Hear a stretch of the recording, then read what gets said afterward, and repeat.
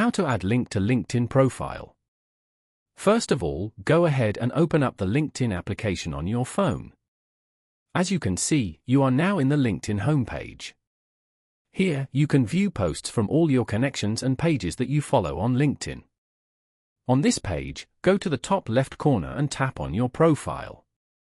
Go to your profile from here.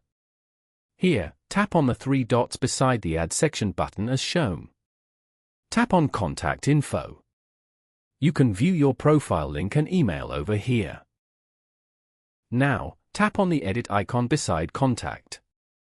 Scroll down to the Website section and tap on Add Website. You can now enter the link you want to add in the website URL box over here.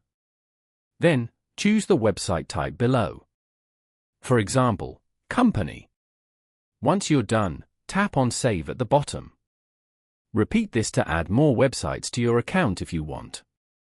Following these steps, you can easily add link to LinkedIn profile.